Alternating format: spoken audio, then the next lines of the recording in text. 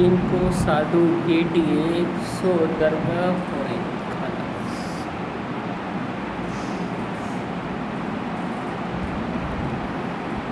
अज्ञान का संग,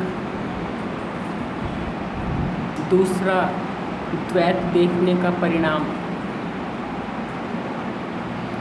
कल बताया गुरु नानक जी ने, क्या हुआ? निराशा हाथ लगी, पछतावा हाथ लगा। आप दूसरा पक्ष दिखा रहे हैं, जिनको साधु भेंट दिए, जिनको साधु पुरुषों का संग मिल जाए।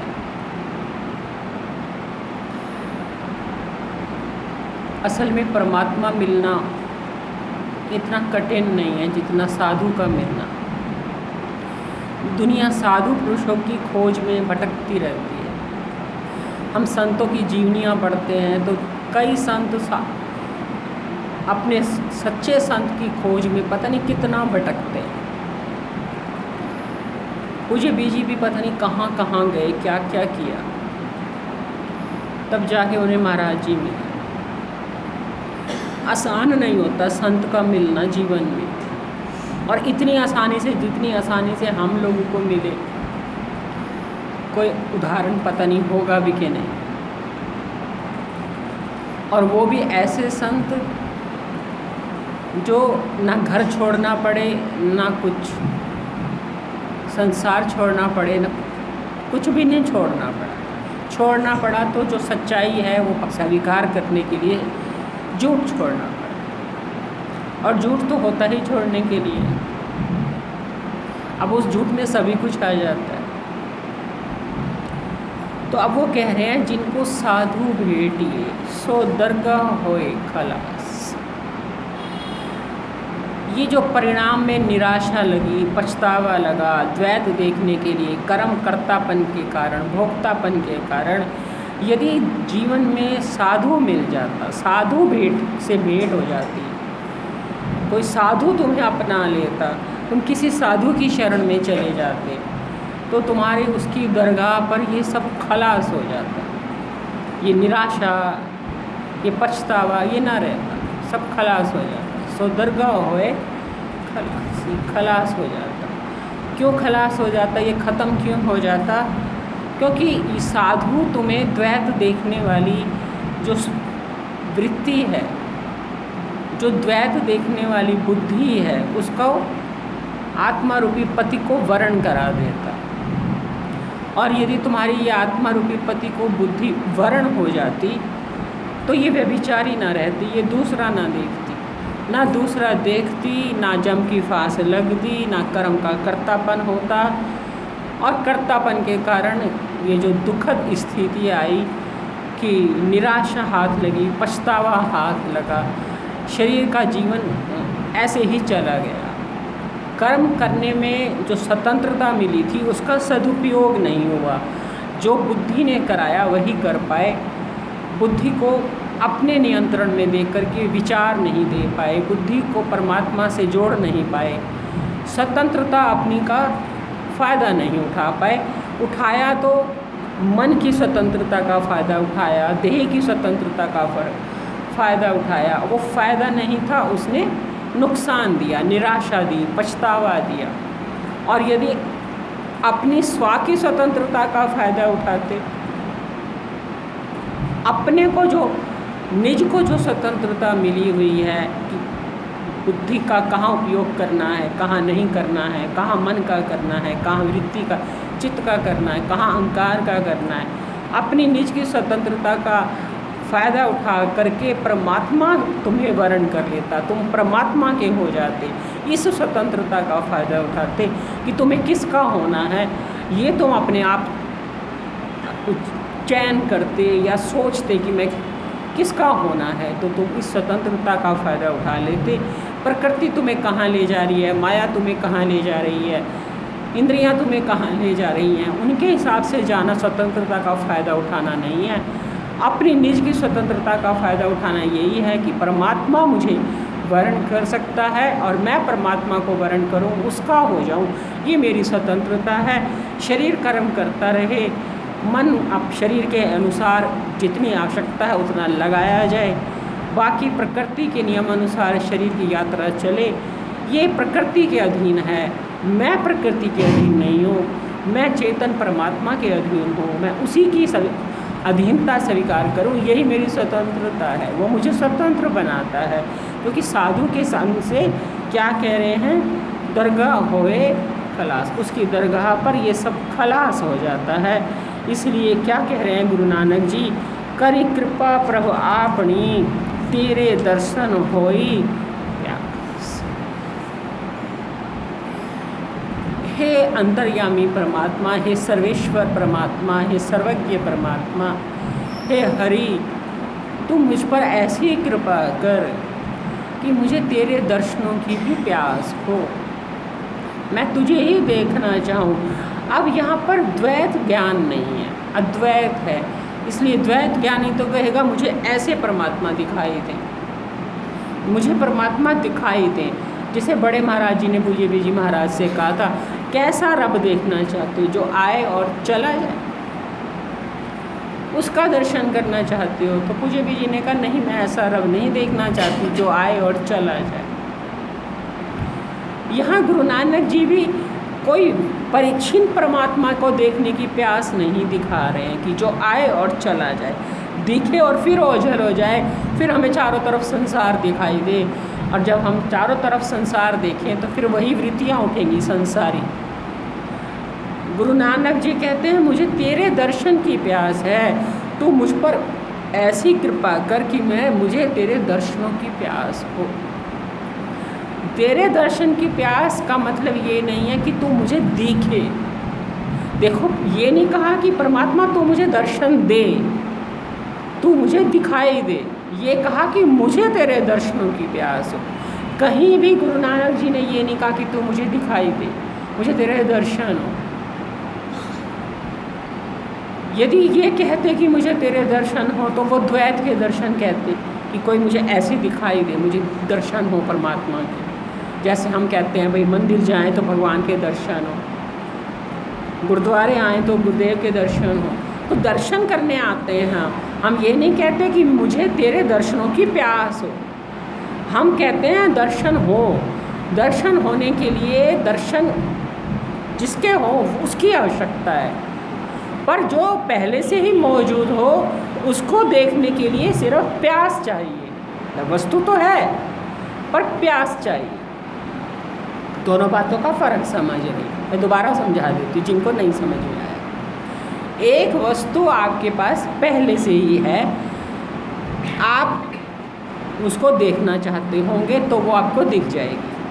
आपको प्यास ही नहीं है तो वो पड़ी है पर आपकी कोई कीमत नहीं लग रही है। जैसे पानी है ज़मीन में, आपको प्यास लगी है, नल का गेड़ो, अब वाले उपाय को छोड़ो।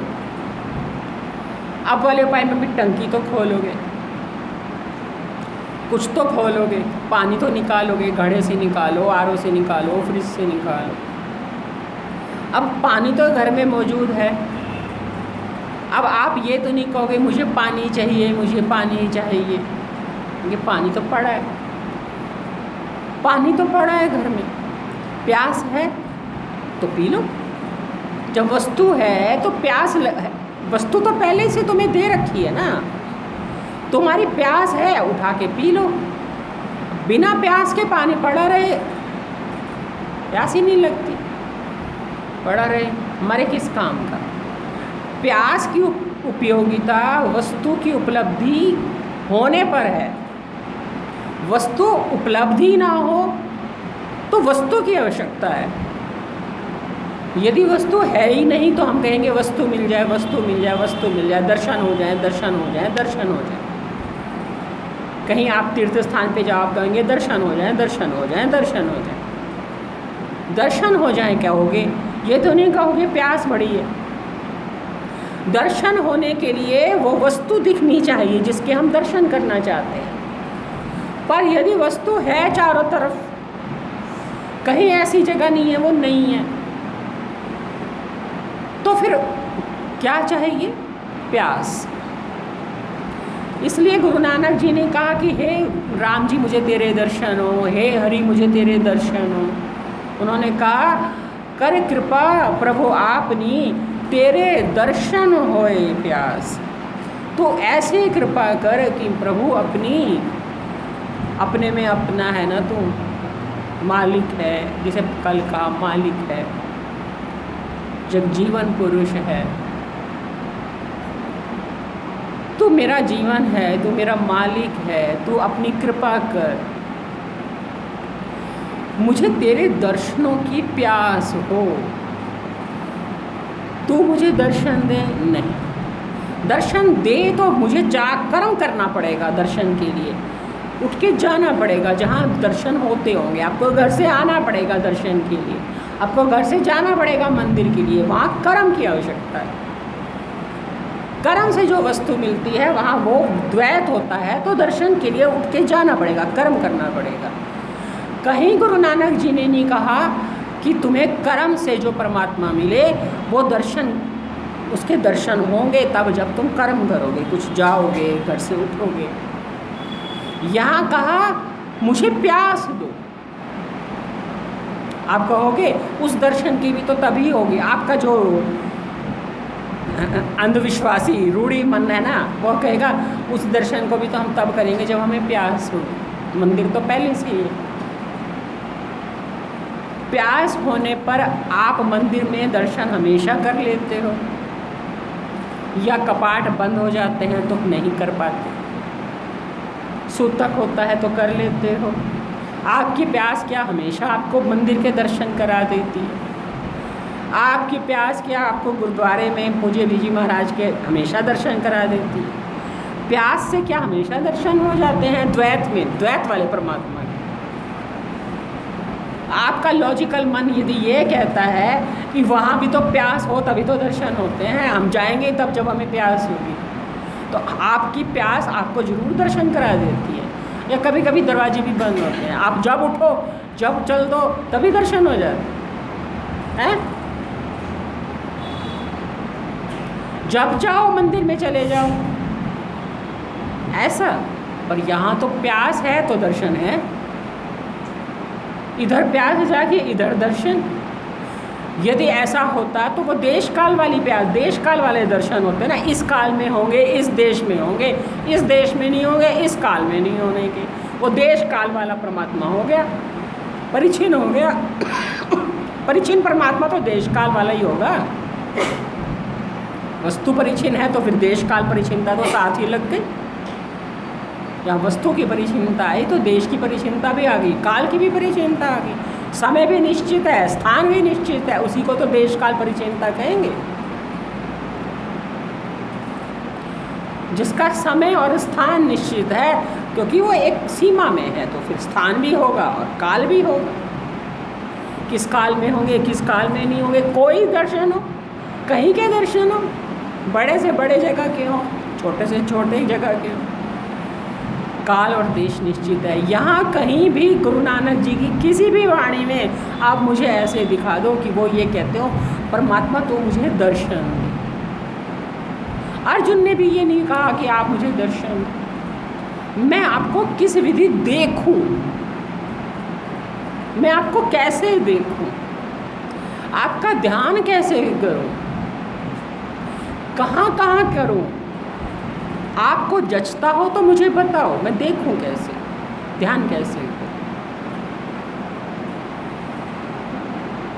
इसीलिए अद्वैतवाद में दर्शन नहीं किए जाते, दर्शन की प्यास जगाई जाती है, दर्शन की इच्छा नहीं जगाई जाती कि दर्शन दो।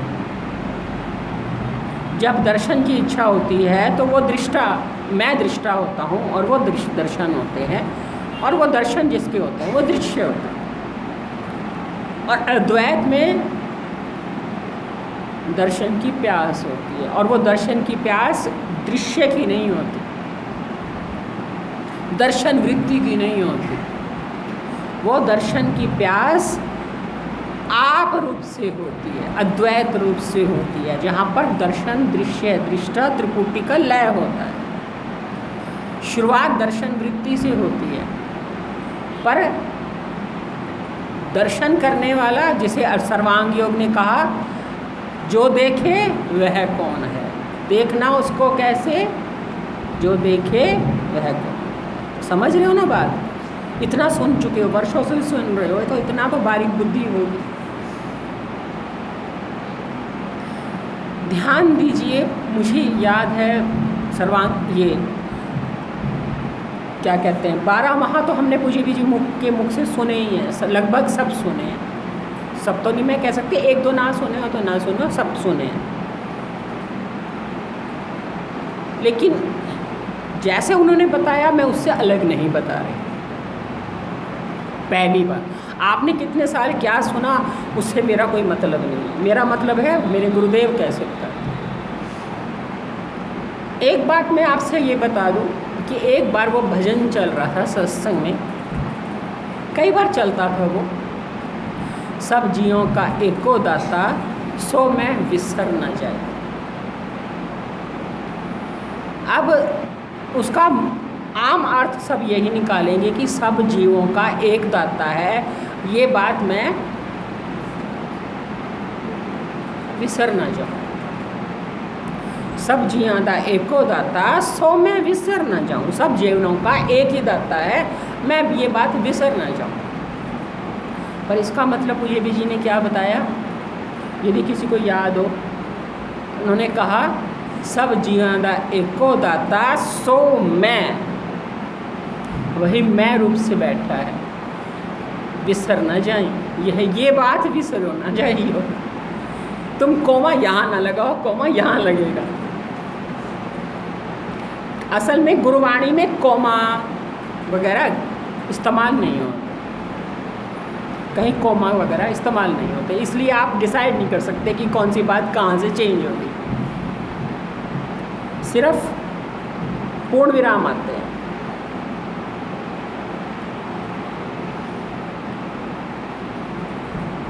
तो क्या कह रहे हैं,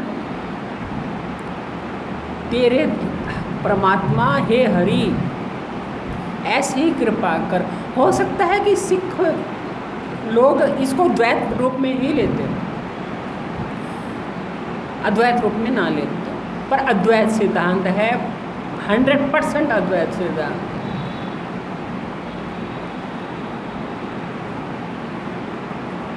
तेरे दर्शन की मुझे प्यास हो। अब दूसरे लाइन में क्या कहते हैं, आप इसको बहुत और ध्यान से समझना, इसीलिए मैंने ये पहली लाइन पर ही इसकी भूमिका बना दी, ताकि आप उस दूसरे लाइन को भी अपने हिसाब से ना लो, क्योंकि द्वैत के संस्कार आपको हर चीज़ में द्वैत ही दिखाते हैं। अपने संस्कारों को ठीक नहीं कर रहे, उसी हिसाब से ही अपने संस्कारों से ही शास्त्र को समझना चाहते हैं। कमी आपके संस्कारों में है तो अपने संस्कार ठीक करो, शास्त्र में द्वैत ना ढूंढो। रामचरितमानस भी अद्वैत से भरा है, वहाँ भी कोई द्वैत नहीं है, पर लोग उस रामचरितमानस को भी द्वैत से देखते हैं। जहाँ वो कहते हैं सिया राम मैं सब जग जानी, वहाँ कोई सिया और राम कोई एक आकार नहीं है जिनको तुलसीदास जी को सब जगह उनकी शक्ल दिखाई दे रही है। और वो कह रहे हैं मेरे को सारा संसार सिया राम में दिखाई दे रहा है, राम और सिया ही दिख रहे हैं, स्त्रियां सिया दिख रही हैं, पुरुष राम दिख रहे हैं। ऐसा नहीं है, वहाँ भी सिया मतलब प्रकृति और राम माने पुरुष, प्रकृति पुरुष का जोड़ा है सनातन जान। तो क्या कह रहे हैं, प्रभु तुध बिन दूजा को नहीं नानक की अरदास। मैं ऐसा क्यों कह रहा हूँ कि मुझ पर ऐसी कृपा करो कि मुझे तेरे दर्शन की प्यास हो। मैं ऐसी अरदास क्यों कह रहा हूँ, नानक कह रहे मैं ऐसी अरदास क्यों कर रहा हूँ, क्योंकि मैं जानता हूँ कि प्रभु तुझ बिन दूजा, ये जानता तो हूँ पर इसको अभी निश्चय पूर्वक मानता नहीं हूँ। इसीलिए मैं कह रहा हूँ कि कर कृपा, ऐसी कृपा कर हरि कि मुझे तेरे ही दर्शनों की प्यास हो। प्यास होगी तो मैं निश्चय पूर्वक मानने के लिए साधन करूँगा। प्यास ही नहीं होगी तो निश्चय पूर्वक मानने के लिए साधन क्यों करूँगा। इसलिए वो कह रहे हैं, प्रभु तुझ बिन दूजा को नहीं, तेरे बिना दूसरा कोई नहीं। ये नहीं है कि मेरे लिए दूसरा कोई नहीं है, फिर द्वैत खड़ा हो गया। उन्होंने ये नहीं कहा कि मेरे लिए तेरे बगैर दूसरा कोई नहीं है, बाकी सारा संसार झूठा है, तू ही मेरा अपना है, ऐसा नहीं कहा उन्होंने। अपना मन नहीं डालना चाहिए। शास्त्र को पढ़ने में अपना मन मत डालो, दिव्य चक्षु से समझो। वो दिव्य चक्षु की तो मांग कर रहे हैं, सच पूछा जाए तो, कि मुझे वो दिव्य चक्षु दो, मेरे को प्यास होगी तो देखूंगा। तू है तो सब जगह, पर मुझे चूंकि प्यास नहीं है तो मैं देखता नहीं। मैं द्वैत देखता हूँ और द्वैत का परिणाम देख चुका हूँ। यम की फांस, निराशा, कर्म बीजना, बोना, काटना। अब मुझे द्वैत नहीं देखना। मैं जानता हूँ, पहले उन्होंने कहा दूसरा देखने से, मुझे असल में इनके शब्द याद नहीं होते, दुए भाई विगुचिए, दूसरा देखने के कारण ये सारे झंझट पड़े। यम की फांस लगी, जेहा बीजे सोलूने, कर्मास अनड़के। ये जो दूसरा देखा है, इसकी वजह से मुझे कर्मों के बीज बने मेरे, और मुझे उनके परिणाम भुगतने पड़े। इसलिए मैं जानता हूँ कि प्रभु तेरे बगैर दूसरा कोई नहीं है। दूसरा देखने को इसलिए तो मैं दुखद उसका परिणाम दिखाया। तो अब मैं कह रहा हूँ कि चूँकि तेरे बगैर दूसरा कोई नहीं है, इसलिए मेरी ये अरदास है कि तेरे दर्शन की मुझे प्यास हो। तो मैं अरदास करता हूँ। नानक की ये अरदास क्यों है कि कर कृपा प्रभु मेरे, मुझे दर्शन की प्यास दे दे, मैं देखना तुझे ही चाहूँ। अब ये कैसे हो? अब नानक जी का तो हुआ पड़ा है काम, वो तो हमारे लिए सब बोल रहे हैं, हम क्या करें? हम क्या करें? क्योंकि हमारे लिए भी, सबके लिए यही नियम है कि द्वैत देखना यानी जन्म मरण के चक्र में जाना। अद्वैत देखना यानी जब है ही सब जगह वो, तो मुझे भी ये कहते थे यमराज भी सामने आएगा तो वो तुम्हें अपना आपा ही तो दिखेगा, दूसरा थोड़ी दिखेगा। और जब तुम उसे दूसरा देखोगे ही नहीं तो तुम्हें मारेगा कैसे? वो खुद को तो कोई मारता नहीं, मारेगा तो दूसरा देखोगे तो वो तुम्हें मार सकता है। जब तुम उसे दूसरा देख ही नहीं रहे तो वो मारेगा कैसे? खुद को कैसे मारेगा? आपको वो कैसे मारेगा? मैं भी वो, जो मैं सो तू, आप कहोगे जो तू सो मैं। बड़ी से बड़ी परिस्थिति में मुझे एक बार की परिस्थिति बड़ी याद आती है, वो मैं सभा में बता नहीं सकती। पता नहीं मैंने किसी एक दो बहनों को बताई भी हो। हुआ कुछ ऐसा, कोई थी ऐसी बहन जिसके लिए थोड़ा सा नेगेटिव बात फैली हुई थी। पूज्य बीजी के साथ भी कुछ हुआ था ऐसा, पहले ही वो समझ गए थे और उनका बचाव हो गया। उसी के घर एक बार शालीन भी चला गया कहीं और चला गया, वहाँ छोटा सा था और वो उसको कुछ खिला रही थी। वहाँ तो मैं कुछ बोल नहीं पाई, ये तो मेरे अंदर शुरू से ही कमी थी कि मैं कुछ बोल नहीं पाई। घर आके मैंने घबराहट में पूज्य बीजी महाराज को बताया कि ये वहाँ ऐसे ऐसे कुछ दूध का कुछ खा रहा था। पूज्य बीजी ने मुझे तुरंत ये शब्द कहे, साढ़े वास्ते सब जगह परमात्मा है। साढ़े वास्ते सब जगह परमात्मा है, ऐसे बोला उन्होंने मुझे। कुछ नहीं थींदा, घबराना। मुझे आश्चर्य हुआ कि उनको ऐसे समय में भी ये बात सूझी, साढ़े वास्ते तो सब जगह परमात्मा है। और जब उनके साथ हुआ तो उन्होंने अपना बचाव तो कर लिया, लेकिन अगले दिन वही बहन जब हमारे घर में आई तो पूजे बीजी ने उसको बैठ करके चाय पिलाई आराम से। मैं भी वो देखने आई हो कि मेरे काम का क्या परिणाम निकला।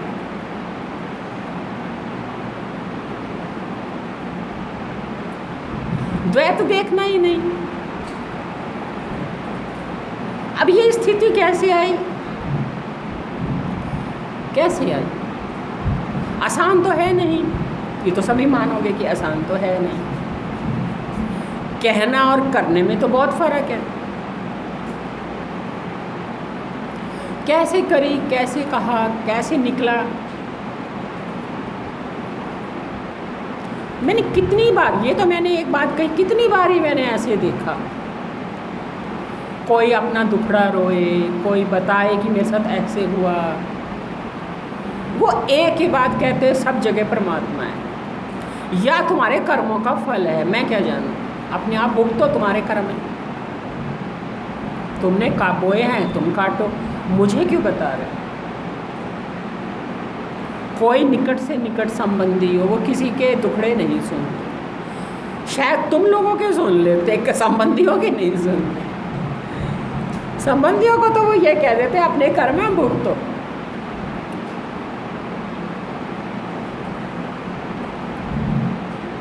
बोए तुमने है तो काटो।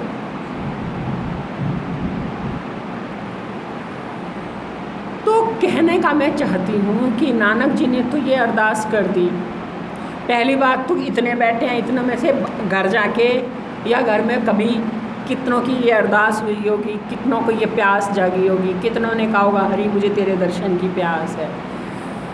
जागे, दर्शन की प्यास जागे।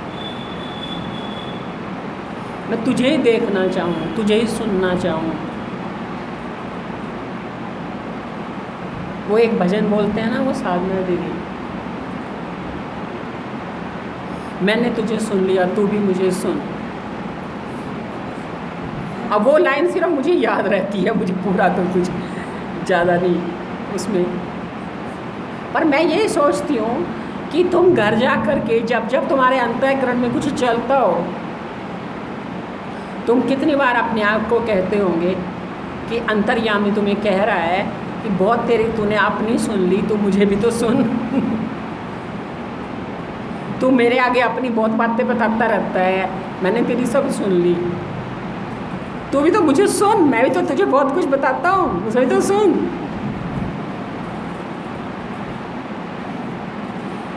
है? जो मैं कहता हूँ वो तो तू कुछ नहीं सुनता, मुझे सारी अपनी सुना लेता है। ये तो कोई बात करने का तरीका नहीं है। अपनी कहते जाओ, दूसरे की सुनो ही ना। ज़्यादातर अंतःकरण क्या करते हैं, अपनी कहते जाते हैं। अकेले में भी, सब सामने भी अपनी कहते हैं, अपने दुखड़े, अपने राग, अपने द्वेष, अपनी इच्छाएं। वो कहते हैं निष्कामी हो जा, हम कहेंगे हमारी कामनाएं पूरी करो। वो कह रहे निष्कामी हो जा, वो तो नहीं सुनना। वो कहेंगे निष्कामी प्रेमी हो जा, त्यागपूर्वक जी, हम कहेंगे हमारी इच्छाएं पूरी करो। हैं? ये तुम उनकी सुन रहे हो? वो क्या कह रहे हैं, निष्कामी बन, प्रेमी बन, तभी तो निष्कामी होगा। त्यागपूर्वक जी, अहंकार रहित जीवन जी, वासना रहित जीवन जी, लोलुपताएं छोड़। सुनिए उनकी, अपने सुनाते हैं हमारी ये कामना पूरी हो, हमारी ये कामना पूरी हो, हमारी ये कामना पूरी हो। अपनी कामनाएं सुना रहे हो, उनकी वो कह रहे निष्कामी हो। तभी तो कहते हैं मैं शाश्वत देना चाहती हूँ, ये नश्वर मांगते हैं। जो मैं देना चाहती हूँ वो नहीं लेना चाहते, बताओ, मांगते दूसरी चीज़ें। तो ग्राहक तो हम उनके हैं नहीं, उनके पास जो है वो देंगे ना। लोग कहते हैं ना हनुमान जी के पास तुम शादी के लिए जाओ, तो वो तो खुद बाल ब्रह्मचारी। तो पूज्य बीजी के महाराज के पास तो शाश्वत है, निष्कामता है, निष्काम प्रेम है, दर्शन है। दर्शनों की प्यास जगाने के लिए है। दर्शन कैसे करो उसकी युक्ति है, देखो किस कैसे, जो देखे वह कौन है, देखना उसको कैसे, ये है। हम कहेंगे उसे नहीं देखना, उसे नहीं सुनना, हमारी सुनो, हमें देखो, हमारे नज़रिए को समझो। हम जहाँ बैठे हैं उसके हिसाब से तुम समझो हमें। तुम जहाँ बैठे हो वो हम नहीं समझना चाहते, और तालमेल बन जाए, हमारा प्यार बन जाए। कैसे बने? सोचो। तो यहाँ नानक जी कह रहे हैं कि तेरे दर्शन की हे परमात्मा कृपा कर कि मुझे तेरे दर्शन की प्यास हो जाए। और क्यों हो जाए? क्योंकि तेरे बगैर दूसरा कोई है ही नहीं, इसलिए मैं ये अरदास कर रहा हूँ। मैं जानता हूँ कि तेरे बगैर दूसरा कोई नहीं है, मुझे दर्शन की प्यास नहीं है, इसलिए मैं दूसरा देख रहा हूँ। अब मुझे तेरे दर्शन की प्यास हो जाए तो मेरे लिए दूसरा कोई है ही नहीं। पहले तो मैं ही नहीं हूँ, मैं वो वाली मैं तो है नहीं जो देह वाली। अब देह वाली मैं की तो उन्होंने पहले कह दिया, आषाढ़ तपंदा तीस लगे हरि नाव न जितना पास। देह वाली मैं को तो उन्होंने वहीं त्याग दिया।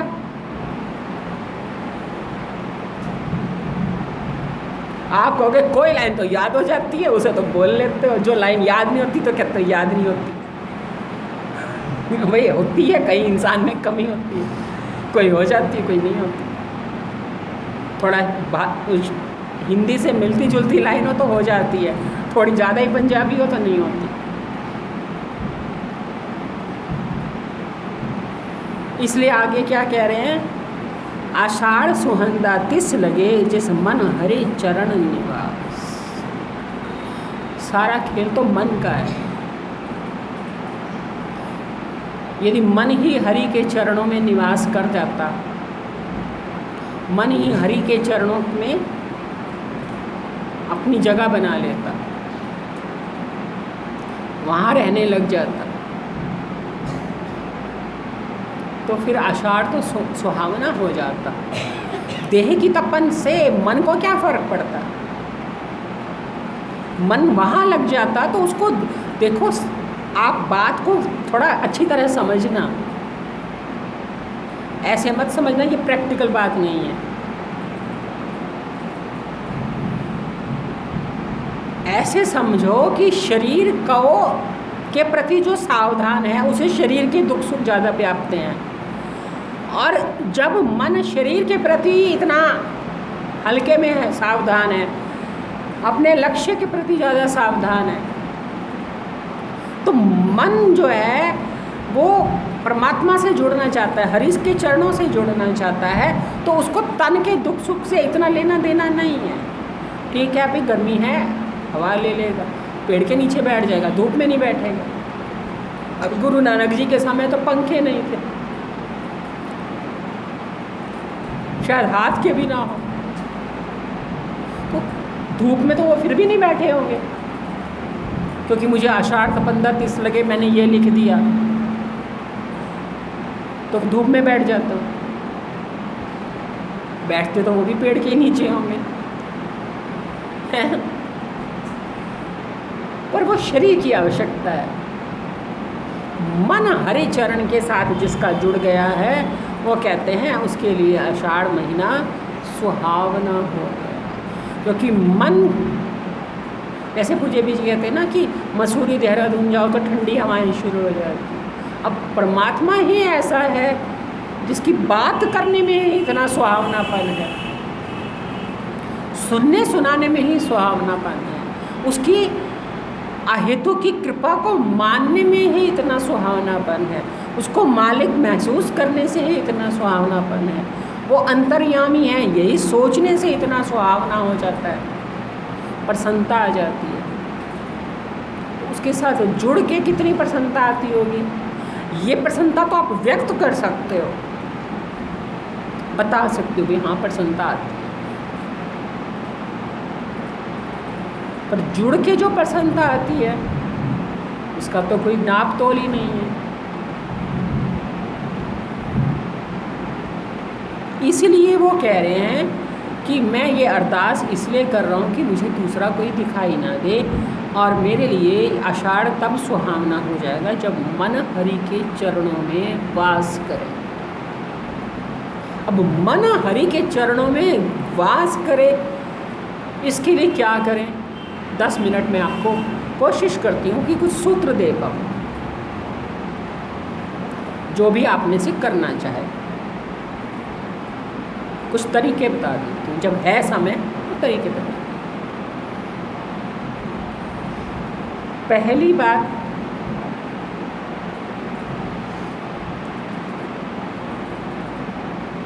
देह, मन, मैं, ये 3 हमेशा याद रखो। ये 3 चीज़ें हैं, एक देह है, एक अंतःकरण है और एक मैं है। अब मैं को अंतःकरण यानी मन बुद्धि से का निरीक्षण करना है और देह की क्रियाओं का निरीक्षण करना है। देखो, यदि देह ज़्यादा दिखाई देती है, देह पर ज़्यादा नज़र होती है, तो देह की क्रियाओं को देखो। व्यर्थ क्रिया, व्यर्थ शक्ति बर्बाद नहीं कर रहा, व्यर्थ क्रिया तो नहीं कर रहा, आलस तो नहीं कर रहा, प्रमाद तो नहीं कर रहा, संग्रह तो नहीं कर रहा, काम कैसे कर रहा है, सजगता पूर्वक कर रहा है कि लापरवाही से कर रहा है। आम बात जिनको देह ज़्यादा दिखाई देती है उनके लिए है, इसे ज़्यादा बता नहीं पाऊँगी मैं देह की, लेकिन अंतःकरण पर थोड़ा ज़्यादा बता पाऊँगी। ये जो अंतःकरण है, इसको हमेशा संतुलित रखने की कोशिश करें, इसका संतुलन ना बिगड़े। कोई भी परिस्थिति आए, प्रतिकार करना पड़े, स्वीकार करना पड़े, अनुकूल बताए तो स्वीकार करने को कहे मन, प्रतिकूल बताए तो प्रतिकार करने को कहे मन। मैं अलग है चूँकि, तो वो निर्णय ले, हाँ स्वीकार करनी है, विचार से, बुद्धि से स्वीकार करने योग्य है, स्वीकार करें, पर संतुलन नहीं खोना। प्रतिकार करना है, प्रतिकार कर, संतुलन नहीं खोना। रजोगुण को शांत करके संतुलन नहीं खोना। रजोगुण को शांत करके विरोध भी कर सकते हो, रजोगुण को शांत करके स्वीकार भी कर सकते हो। स्वीकार करने की मना नहीं है, अच्छी चीज़ है डाल लो मुँह में, समय है डाल लो, स्वीकार करो। कोई संबंधी है, बैठा है पास, बात करना चाह रहा है, कर लो, स्वीकार कर लो। यहाँ संतुलन रखो, मन में संतुलन रखो। राग का उमाड़ तो नहीं आ रहा, बुरा हो जाए तो द्वेष तो नहीं आएगा, प्रतिकार तो नहीं होगा। आपके शरीर से काम हो रहा है, राग से तो नहीं कर रहे, हो रहा है। यदि शरीर चल रहा है, सही चल रहा है, स्वस्थता से चल रहा है, अभी ठीक ठाक चल रहा है, अभी सुबह सुबह ही तो काम शुरू किया है तो ठीक कर रहा है, अभी तो काम शुरू किया है, तो काम शुरू किया है, खुशी से तो नहीं कर रहे ज़्यादा, संतुलन में तो हो ना, ज़्यादा तो नहीं उत्साहित हो रहे, स्वस्थता है तो ज़्यादा तो नहीं उत्साहित हो रहे, और थक गए तो ज़्यादा तो नहीं विरोध हो रहा, प्रतिकार तो नहीं हो रहा ज़्यादा, संतुलन तो नहीं बदल गया। अभी तो बहुत खुशी खुशी कर रहे थे, अब एकदम से चूंकि थक गए तो अब चिढ़ने लग गए। जो बहुत खुशी खुशी से करेगा वो थोड़ी देर बाद थकेगा तो चिढ़ेगा भी, और जो बहुत खुशी से करेगा वो संतुलन खो के करेगा तो मोहवश फालतू करेगा, शक्ति जहाँ नहीं देनी वहाँ भी देगा, कुछ व्यर्थ क्रियाएं भी करेगा, फिर जब थक जाएगा तो वही चिढ़ेगा सही। तो संतुलन ना तब रहा ना तब रहा।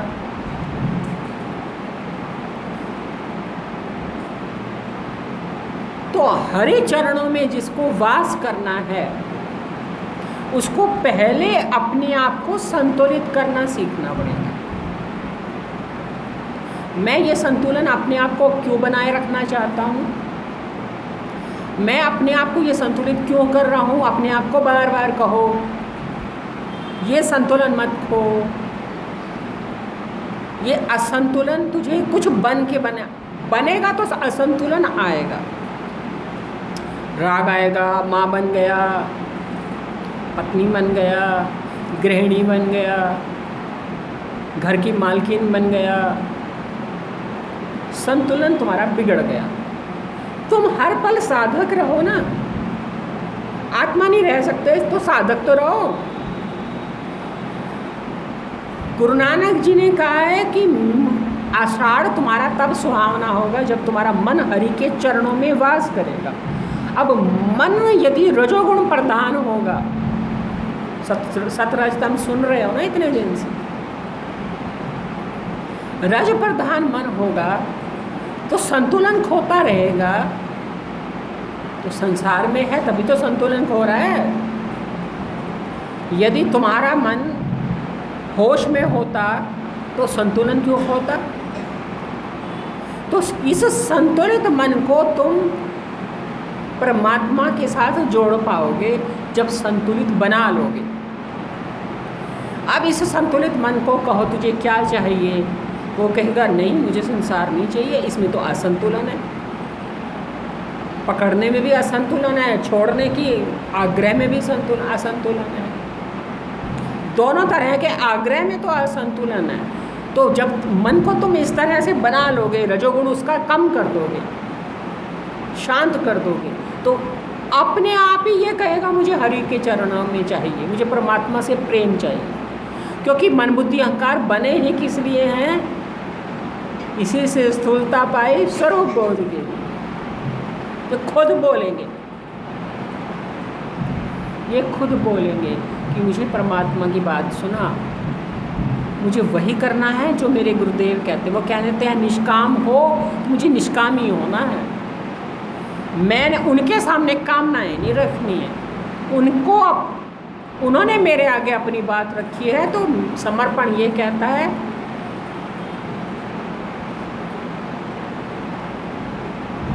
ठीक है,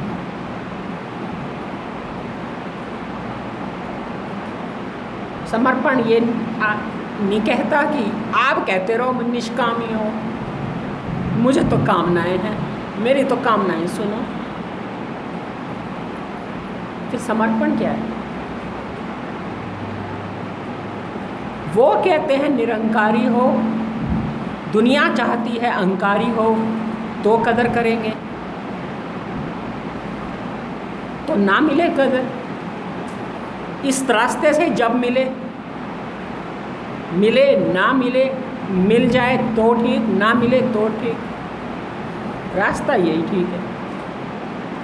उन्होंने कहा है जो ये मन ही कहेगा आपका, और यही मन का मानना हरि के चरणों की तरफ वास करना है। हरि के चरण पकड़ लेना, चरण पकड़ना मतलब उन्हीं के पद चिन्हों पर चलना, वो जो कहते हैं वही मानना। जिसके चरण पकड़ लिए मतलब जो आप कहते हो वही मानते हैं हम। हमारी अपनी मर्जी हमने धीरे धीरे सीख ली है छोड़नी, सीखी तो धीरे धीरे है पर सीखी है। ये हमें समझ आ गया मर्जी छोड़ने में ही हमारा कल्याण है। अपनी मर्जी चलाने में हमने बहुत जन्मों से चला के देख ली, चक्री घूमता रहा, रुका ही नहीं चक्र। इसलिए सुहावना जीवन बन जाएगा, यानी प्रसन्नता आएगी। संतुलन रखने से चित्त में प्रसन्नता शुरू हो जाएगी। आपकी चित्त में हमेशा प्रसन्नता बनी रहेगी, आपकी प्रसन्नता नहीं छीन जाएगी। क्योंकि आप अच्छाई में भी राग नहीं करा, बुराई में प्रतिकार नहीं करा, तीव्रता से करा तो करा पर संतुलन नहीं करा। तो आपका संतुलन बने रहने से आपको हमेशा प्रसन्नता बनी रहेगी, स्थायी प्रसन्नता बनी रहेगी। आपकी प्रसन्नता पकड़ने और छोड़ने की मोहताज नहीं होगी, इसलिए सब कुछ सुहावना हो जाएगा। ये है। अब हरि चरणों में वास करने का मतलब है जो धीरे धीरे सीख जाओगे हरि के बाद हिसाब से चलने में, उन्हीं के चरणों में, उन्हीं के आज्ञा में चलने। चरण पकड़ने का मतलब है आज्ञा में चलना, पद चिन्हों पे चलना, जो कहो वही मानना, सिर्फ झुका दिया। सिर झुकाने का मतलब है अपनी नहीं चलाई, इसलिए अब अपनी ना सुनाना, जो उन्होंने सुनाया वो सुनना, जो उन्होंने दिखाया वो देखना, अपना मत दिखाना। पहले दिन से समर्पण शुरू हो जाएगा, और बिना समर्पण के तो देखो विद्या आती नहीं।